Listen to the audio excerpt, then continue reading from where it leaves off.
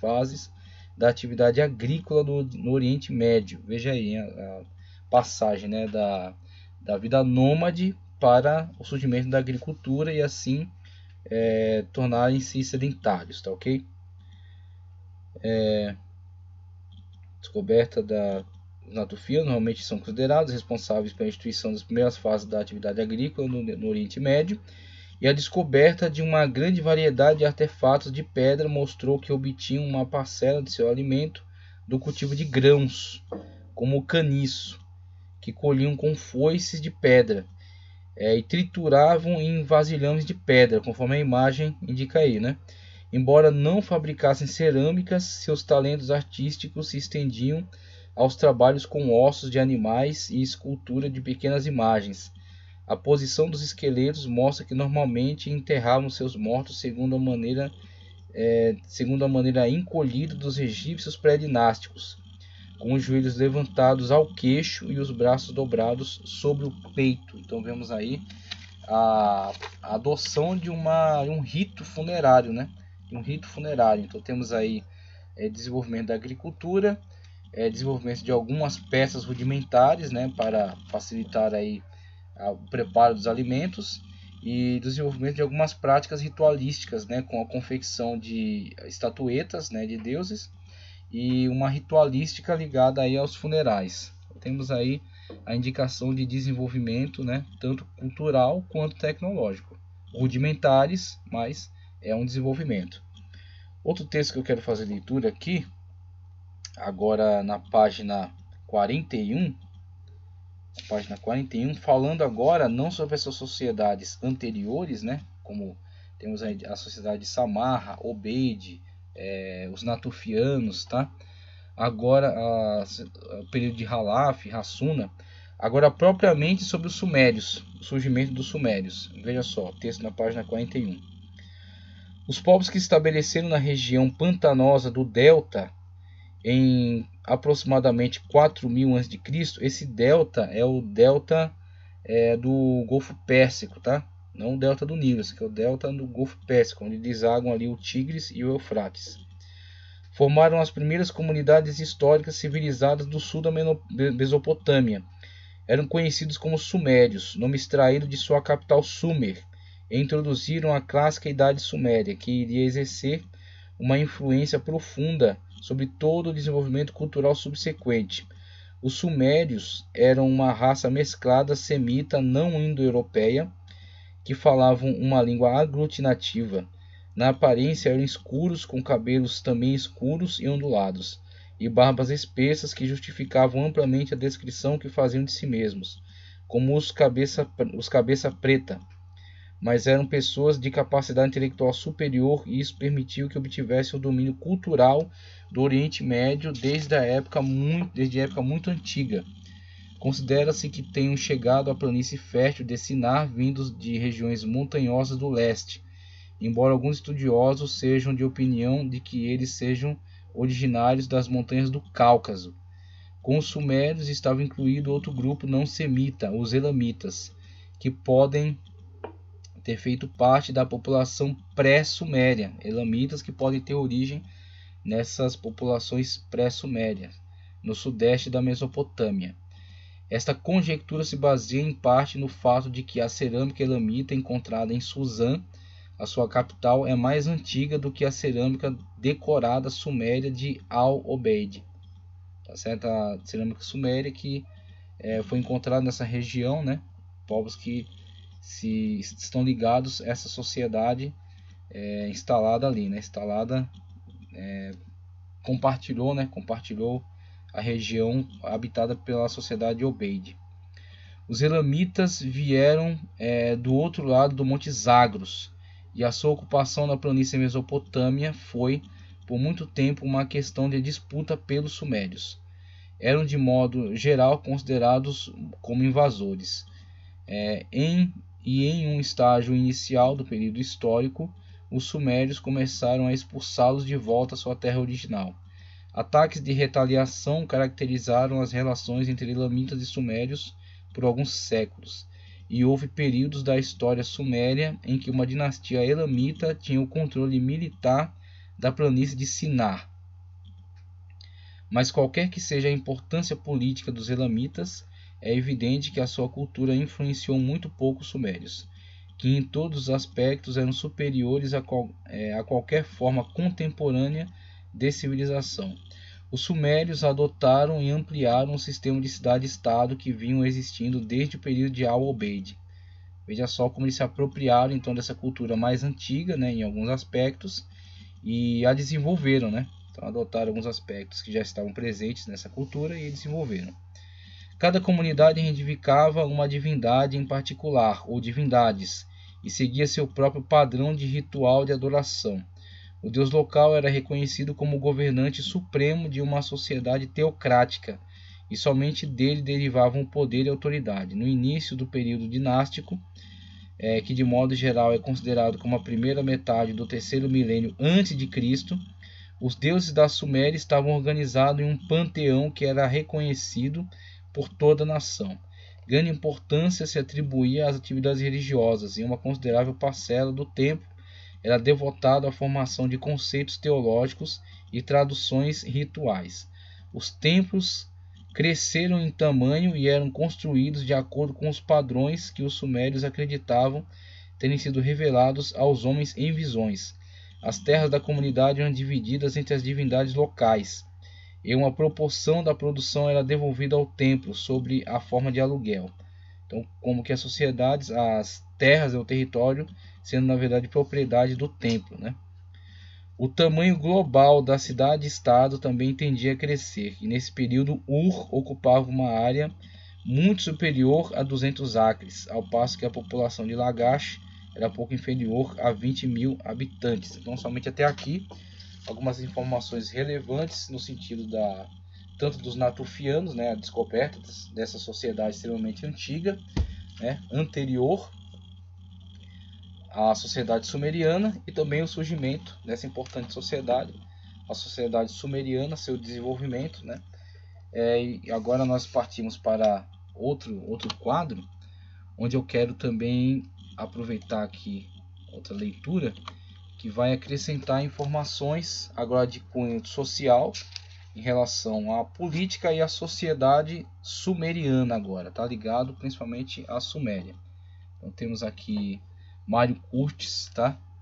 Mário Curtis Giordani, História da Antiguidade Oriental. Agora, especificamente em relação aos sumérios, porque nas próximas aulas, quando dermos continuidade, vamos partir então para o estudo em relação aos sumérios, né? Dentro dos sumérios, Abraão, e a partir de Abraão, a migração de Abraão, instauração de Abraão e sua família em Canaã, e depois as interações que vão haver entre Abraão e os egípcios, tá? Quando Abraão agora passar a interagir de forma mais séria com os egípcios. Então veja só aqui a leitura que vamos fazer no livro História da Antiguidade Oriental, página 135, História Política. Veja só. Na chamada época protodinástica, encontramos a região de Sumer distribuída em territórios que possuem cada qual uma cidade como capital. O palácio, residência do rei, e o templo, morada da divindade, representada pelo soberano terrestre, são os edifícios principais em torno dos quais se agrupam as casas dos cidadãos, as cabanas dos trabalhadores e os entrepostos, os armazéns e os celeiros. O palácio e o templo, né, como grandes sedes administrativas e culturais da cidade-estado. Esses primeiros séculos da história de Sumer são marcados por constantes lutas entre as cidades-estados, entre as quais sobressai Lagash. Durante mais de um século, Lagash exerceu certa preponderância militar e política, perdendo entretanto essa hegemonia diante de Lugal-Zaghese, patesse da cidade de Umma, o qual se fez proclamar rei no centro religioso de Uruk. Aí vemos a ascensão de Uruk. E estendeu seu domínio desde o Golfo Pérsico até o Mediterrâneo. Olha só a extensão, né, do império que Lugal-Zaghese conseguiu instaurar na sua época, né, época tão antiga aí na história. Quando então uma cidade-estado, né, assume a preponderância militar e consegue estender por vasta região. O reinado de Lugal-Zaghese durou cerca de 25 anos. O Império Sumeriano foi em breve submetido ao período de Akkad, ao surgimento agora do Império Acádico, né? Região situada ao norte de Sumer, na cidade de Agade, 2300 a.C., talvez. Surgiu um conquistador lendário, Sargão, um antigo filho adotivo de um jardineiro. Esse famoso soberano dominou a região de Sumer e dilatou as fronteiras de seus domínios até a parte oriental da Anatólia. Tão vasto império foi abalado na Mesopotâmia por uma revolta das cidades, entre as quais aparece Babilônia. Durante 2 séculos, os semitas regem os destinos da Mesopotâmia. Temos aí a ascensão, né, do povo semita, que agora está se sobrepondo à antiga dominação sumeriana. Uma invasão de montanheses semibárbaros procedentes dos Montes Zagros destrói o Império Acadiano. Não conhecemos nem o tipo étnico nem a língua dos Guti. Futuramente vamos falar mais acerca dos Guti. As inscrições da época de seu domínio, que durou mais de um século, foram redigidas em acádio. Velhos hinos pintam um quadro sombrio dessa época. Os campos devastados, os deuses prisioneiros, o povo sobrecarregado de corveias e de impostos, os canais dessecados. Desculpe. Vou retornar aqui. Pronto.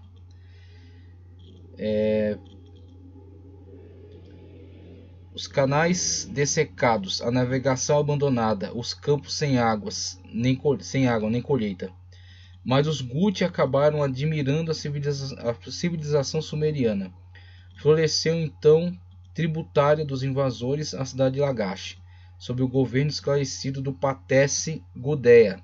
A figura de Gudea, né, muito significativa aí para esse momento, né, de restauração da cidade de Lagash. A figura de Gudea. Deixa eu me localizar aqui.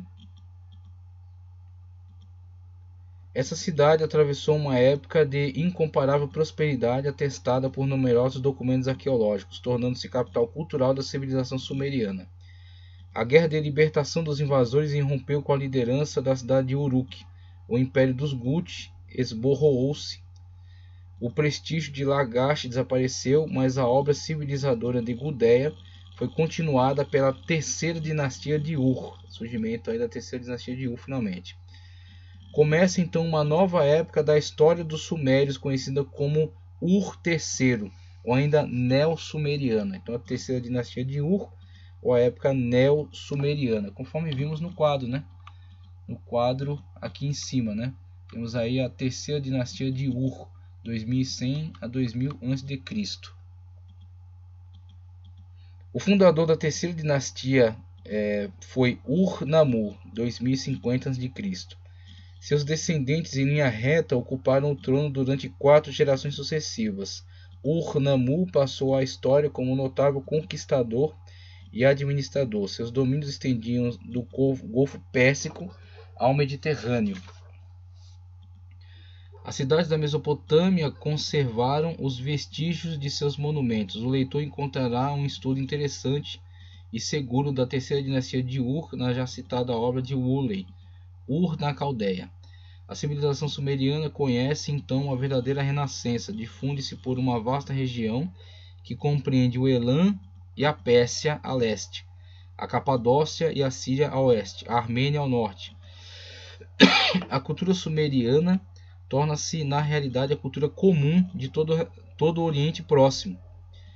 Sinal dessa preponderância intelectual é o grande século das letras e das ciências sumerianas, o tempo em que os poetas e escritores sábios compõem, escrevem e difundem, muitas vezes partindo de antiguíssimas tradições orais, seus mitos, seus hinos, seus ensaios, seus tratados. A invasão de um povo semita, os amorreus, do segundo milênio, e dos elamitas, põe fim à terceira dinastia de Ur. Após a queda de Ur, a realeza passa por 2 cidades meridionais, Isim e Lassa. Essas cidades não podem subtrair-se à forte influência semita e acabam sob o domínio dos amorritas, que haviam fundado a primeira dinastia da Babilônia. Termina assim a história política dos Sumérios. Sua civilização continuou, entretanto, durante muitos séculos, influindo os mais diferentes povos. Tá ok? Então esta é um resumo, né? É um pequeno aqui resumo da história política da Suméria.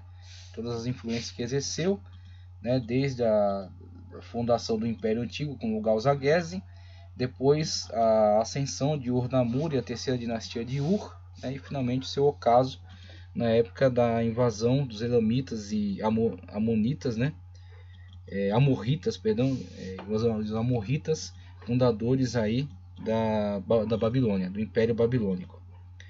Então passamos agora outras informações agora acerca da sociedade, tá? Então informações resumidas acerca da sociedade sumeriana. Ao estudarmos a sociedade como as demais instituições da civilização sumeriana, é necessário levar em consideração, primeiro, a longa duração e consequente evolução dessa mesma civilização. Assim é que certas afirmações só valem com relação a determinada época. Segundo, as frequentes invasões estrangeiras que mais de uma vez interromperam o florescimento da civilização sumeriana. Terceiro, às vezes certos elementos da civilização sumeriana estão intimamente ligados com os da civilização acadiana, que se desenvolveu após a queda definitiva do poderio político dos sumerianos. Nem sempre é fácil separar esses dois elementos. Temos aí esses 3 pontos importantes a se levar em consideração. Acima das classes sociais da Suméria estava o rei, ou governante da cidade. O rei era considerado vigário da divindade, isto é, intermediário entre o Deus-Rei e a humanidade. Era chefe político e religioso ao mesmo tempo. A ideia de que o rei é o Deus encarnado introduziu-se mais tarde, talvez por influência egípcia. Patesse, igual a servidor, era o título dado antigamente aos chefes locais. Lugal era o título reservado aos reis propriamente ditos. Posteriormente, esses dois termos foram empregados como sinônimos. Eram absolutos os poderes do soberano? Kramer, em sua já citada obra menciona a notícia de um parlamento que teria existido há 3000 a.C., na cidade de Uruk, e escreve: os primeiros soberanos de Sumer, por maiores que fossem seus sucessos de conquistadores, não eram tiranos inteiramente livres de seus atos, monarcas absolutos. Nos interesses maiores do Estado, particularmente em questões de guerra e de paz, eles consultavam seus concidadãos mais notáveis, reunidos em assembleias. Este recurso em instituições democráticas, vamos colocar assim, né, desde o 3º milênio a.C., constitui uma nova contribuição de Sumer à civilização. Subordinado ao soberano, existia o clero que administrava os bens do templo. Uma aristocracia burocrática zelava pelos interesses do monarca e do Estado. Esse corpo de funcionários, colocado sob a autoridade de um intendente, Nubanda, cuida dos bens da casa real, do tesouro público, recebe impostos, administra os celeiros do Estado, dirige as expedições comerciais empreendidas pelo governo. Ao lado dessa aristocracia burocrática, encontramos uma população numerosa e ativa ocupada com os mais diversos afazeres. Assim, por exemplo, a população de Lagash era constituída de fazendeiros, criadores, barqueiros, pescadores, negociantes e artesãos. A escravidão era conhecida e tinha sua origem quer no nascimento, quer no aprisionamento pelo inimigo, ou ainda na venda por dívidas. Nota-se, entretanto, que o escravo goza de certos privilégios, pode casar até mesmo com uma mulher livre, pode demandar na justiça em favor da própria liberdade, e se perde a causa, o julgamento ordena sua venda a fim de subtraí-lo à vingança do patrão. Temos aí alguns aspectos interessantes da sociedade sumeriana, tá ok? Então temos aí com essas informações né, algo que já pode nos localizar, né, em relação à importância e desenvolvimento desse povo e como contribuiu com grandes avanços aí para a humanidade. No quadro em tela, Sumérios, primeiros habitantes da Mesopotâmia, escrita cuneiforme, conforme colocado em tela aí, né, a imagem pode ser vista. Governo centralizado, o Patesse, na figura do Patesse, e o Lugal, quando temos aí um imperador, vamos dizer assim, alguém que Patesse mais local, e o Lugal, um governante maior. Dominaram os semitas nômades durante muito tempo, acabaram caindo sob o domínio dos acádios, né, a sociedade acádia. Depois vão vir também os elamitas, né, e os amorritas. Era comum entre os sumérios os líderes políticos também ocuparem um papel de chefes religiosos, né? Como vimos, ele é o vigário do deus rei. Essa ideia do deus encarnado no rei virá somente posteriormente. Esses povos eram politeístas e acreditavam em mais de 3.000 deuses. Cada cidade suméria tinha seu deus protetor. Isso vamos ver também na sociedade egípcia, né? Os nomos também tinham deuses locais.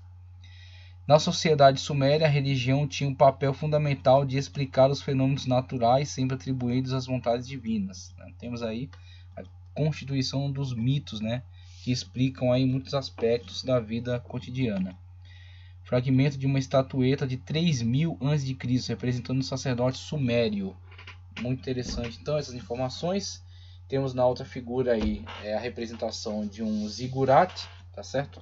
Essa torre, né, que é encimada por um palácio, habitação da deidade, né, ligada aí ao culto, né, dos sumérios, em torno dos quais tinha toda uma burocracia, uma aristocracia e as terras que eram como que propriedade, né, do templo, ao qual estavam ligados os trabalhadores que pagavam então um imposto para o uso dessas terras. Então temos aí informações básicas, né, resumidas acerca da sociedade sumeriana. Próxima aula, então, vamos postar vídeos aí, aqueles vídeos que já estavam disponíveis, mas vamos melhorá-los, colocar aí uma imagem bastante melhor e também redividi-los para que os tempos deles sejam menores, né? Então esse primeiro aqui, como uma introdução, tratamos sobre diversos assuntos, ele acabou ficando mais estendido, mas os próximos serão bem menores aí para facilitar sua visualização. Tomara que essas informações possam aí ajudar, né, no seu entendimento acerca do estudo bíblico, possa pintar, como eu coloquei aí, né, ampliar esse quadro, né, preencher essas lacunas, né, lembrando-se que o historiador bíblico tem um propósito que não é historiográfico, mas sim relacionado à fé, né, às informações que são relevantes para a nossa fé, nossa edificação espiritual. Então, nós preenchemos esses quadros com os elementos fornecidos aí pela historiografia, tá ok? E aí podemos então ter um entendimento muito melhor, muito mais amplo, né? Muito mais vasto. Que Deus possa continuar abençoando sua vida. Dá um like no vídeo, compartilha, tá certo? E continua conosco. Vamos seguindo aí no estudo da história dos hebreus. Os hebreus e os povos aí ligados, né? Povos relacionados também à história dos hebreus.